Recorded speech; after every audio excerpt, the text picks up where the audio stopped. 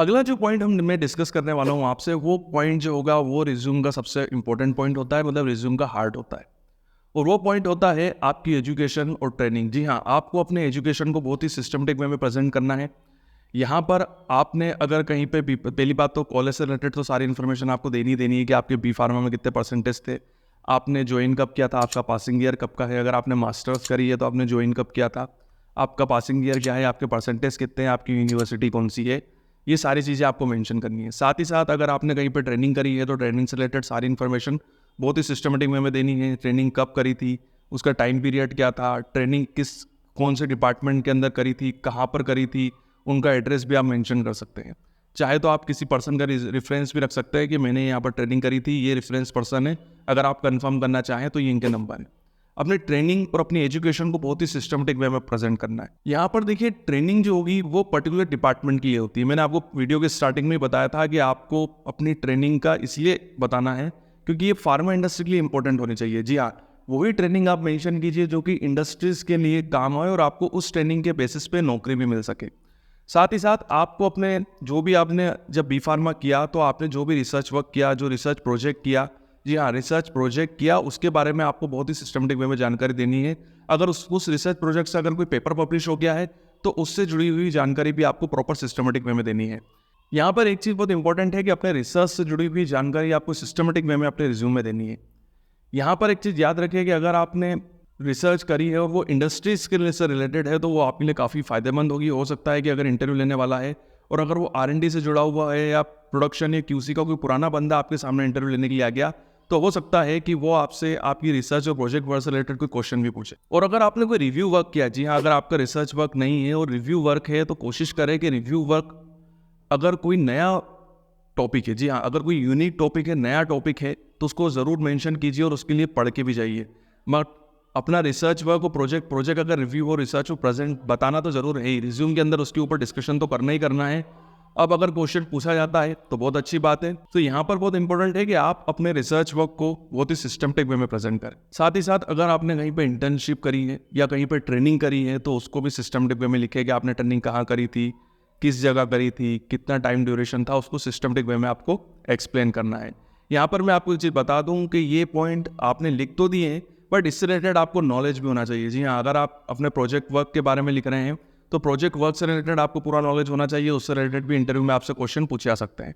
अगर आप इंटर्नशिप के बारे में लिख रहे हैं तो आपको इंटर्नशिप, जिस भी डिपार्टमेंट में आपने इंटर्नशिप करी है उससे रिलेटेड क्वेश्चन भी आपसे इंटरव्यू में पूछे जा सकते हैं, तो उसके लिए भी आपको प्रिपेयर रहना है। अगला मेरा पॉइंट होगा कि आपको अपने रिज्यूम के साथ में एक कवर लेटर भी लगाना है चाहिए। कवर लेटर अपने आप में कुछ नहीं होता, एक एप्लीकेशन होती है। उस एप्लीकेशन के अंदर आपको ये सारी चीज़ें लिखनी है कि मैं काफ़ी सौभाग्यशाली हूँ कि मुझे आपकी कंपनी में इंटरव्यू देने का सौभाग्य प्राप्त हुआ और अगर मुझे यहाँ पर काम करने का मौका मिलता है तो मैं अपनी लगन के साथ काम करूँगा, पूरे पैशन के साथ काम करूँगा और इंडस्ट्री को और भी आगे पहुँचाऊँगा। यही सारी चीज़ें आपको मेंशन करनी है जिससे कि जो इंटरव्यू लेने वाला है जब वो आपको कवर लेटर पढ़े तो उसको एक चीज़ समझ में आए कि ये जो पर्सन है ये सीरियसली ये काफ़ी सिंसियर पर्सन है और मतलब ये हमारी इंडस्ट्री में काम करने के लिए काफ़ी सिंसियर है और सीरियस है और अगर इसको अगर हम मौका देते हैं तो ये बहुत सिंसियरिटी के साथ हमारी इंडस्ट्री के अंदर काम करेगा और यही चीज़ें आपको अपने कवर लेटर के अंदर एक्सप्लेन करनी है।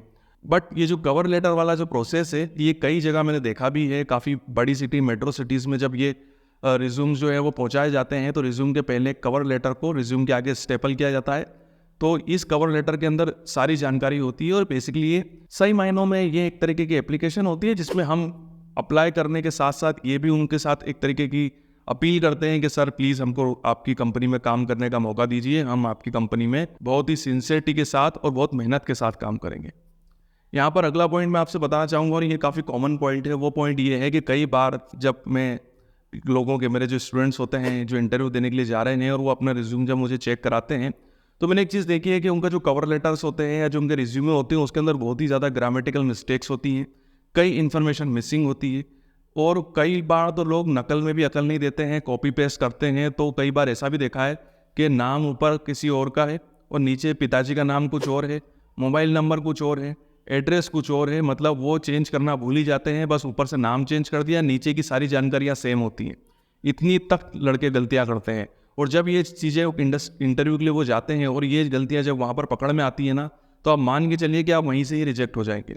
तो आपको हमेशा अपने रिज्यूम को डबल चेक करना है। उसके अंदर किसी भी टाइप की ग्रामेटिकल मिस्टेक नहीं होना चाहिए, ना कोई स्पेलिंग मिस्टेक होनी चाहिए, और वहाँ उस रिज्यूमे के अंदर कोई भी इंफॉर्मेशन गलत नहीं होनी चाहिए। आप उसको 2 बार नहीं 10 बार चेक कीजिए। इसलिए मैं कहता हूँ रिज्यूमो को शॉर्ट रखिए और स्वीट रखिए। अगर आप ज़्यादा बड़ा रिज्यूम रखेंगे तो वहाँ पर गलती होने के चांसेस काफ़ी बढ़ जाए। देखिए बेसिकली तो ये पॉइंट मुझे काफ़ी पहले डिस्कस करना था और ये पहला पॉइंट होना था, क्योंकि सबसे ज़्यादा गलतियाँ जो रिज्यूम के अंदर होती हैं वो यही होती है कि लोग बहुत ज़्यादा स्पेलिंग मिस्टेक करते हैं और अपनी कई बार इन्फॉर्मेशन गलत देते हैं। उसका सबसे बड़ा रीज़न यही होता है कि लड़के जो होते हैं या लड़कियां भी अपने रिज्यूम को कॉपी पेस्ट मारते हैं, अपने फ्रेंड के रिज्यूम में केवल अपना नाम चेंज कर देते हैं और एज इट इज़ सबमिट कर देते हैं। इसीलिए मैं कह रहा हूँ कि अपना रिज्यूमे खुद बनाएं। इस वीडियो के अंदर मैंने काफ़ी ऐसी जानकारियाँ आपको दी हैं जो कि रिज्यूम बनाते समय आपको काफ़ी हेल्पफुल होंगी और आपका रिज्यूमे काफ़ी अच्छा होगा। देखिए कोशिश ये कीजिए कि रिज्यूम स्वीट एंड बिल्कुल छोटा हो और स्वीट हो, मतलब क्योंकि देखिए एक चीज़ बहुत इंपॉर्टेंट है कि आप एज ए फ्रेशर इंटरव्यू के लिए जा रहे हैं, इसलिए आपको अपने रिज्यूम को 1 से 2 पेज के अंदर रखना है, उससे बड़ा नहीं रखना है, क्योंकि फ्रेशर्स का जो रिज्यूमे होता है वो 1 से 2 पेज का ही होता है। हाँ, यहाँ पर कोई आप मैनेजर की पोस्ट के लिए या प्लांट हेड की पोस्ट के लिए नहीं जा रहे हैं जहाँ पर आपको अपने बहुत सारे अचीवमेंट्स वहाँ पर दिखाने हैं। जो बेस्ट हो उसी को ही दिखाइए आप। और मैंने आपको बता दिया ना कि जिस चीज़ के लिए इंटरव्यू के लिए जा रहे हैं, जिस पोस्ट के लिए, जिस डिपार्टमेंट के इंटरव्यू के लिए जा रहे हैं, उसी से रिलेटेड सारी जानकारियां आपको अपने रिज्यूमे के अंदर देनी है। यहाँ पर आपको किसी भी टाइप की ऐसी जानकारियां नहीं देनी है कि मैंने अपने कॉलेज के अंदर क्रिकेट टूर्नामेंट जीता था, कबड्डी जीती थी, खो खो जीता था, मैंने कॉलेज के अंदर एंकरिंग करी थी, मैंने डांस किया था, वहाँ पर नहीं। ये सारी जानकारियों का इंडस्ट्री को कोई लेना देना नहीं है। आप कोशिश करें कि इंडस्ट्री से रिलेटेड ही सारी जानकारियाँ दीजिए, जैसे अपने स्किल के बारे में, अपने नॉलेज के बारे में, आपने कोई रिसर्च पेपर पब्लिश किया है, इस तरीके की जानकारियां अगर आप रिज्यूमे के अंदर देंगी तो यही आपके लिए काफ़ी फ़ायदेमंद होगा। आपको अपने प्रोजेक्ट के बारे में, अपनी ट्रेनिंग के लिए कहीं अपने ट्रेनिंग करी है, कहीं पे आपने जॉब किया है, 2 महीने 3 महीने का आपने वर्क किया है, तो इस तरीके की जानकारी आपको वहाँ देनी है। यहाँ पर एक चीज़ मैं आपको बता दूँ कि आपको अपना रिज्यूमे खुद प्रिपेयर करना है। कोशिश कीजिए कि खुद प्रिपेयर कीजिए, कॉपी पेस्ट मत कीजिए। आजकल काफ़ी ज़्यादा ऐसी वेबसाइट्स आ चुकी हैं जो कि रिज्यूम प्रिपेयर करने में आपकी काफ़ी हेल्प करेंगी। रिज्यूम के अंदर जानकारी कौन कौन सी देनी है इस इंटरव्यू के अंदर तो मैंने आपको बता दिया है। उसी के तरीके से अगर आप अपना रिज्यूमे डेवलप करेंगे तो मैं बहुत आपको गारंटी दे रहा हूँ कि इसका इंप्रेशन इंटरव्यू लेने वाले के ऊपर बहुत ही अच्छा पड़ेगा और आपके जॉब लगने के चांसेस भी काफ़ी अच्छे होंगे। बट यहाँ पर इंपॉर्टेंट ये है कि आप रिज्यूम के अंदर जो भी जानकारियाँ दे रहे हैं उसकी नॉलेज आपको होनी चाहिए। ऐसा नहीं कि मैंने अपने वीडियो के अंदर बता दिया कि आपको स्किल शो करनी है, तो जो स्किल आपको आती नहीं है, जैसे आपको कोई इंस्ट्रूमेंट चलाना नहीं आता है फिर भी आप लिख रहे हैं कि आपको HPLC चलाना आता है, GC चलाना आता है, इंटरव्यू में अगर आपसे कोई क्वेश्चन हो जाए तो आप नहीं बता पा रहे।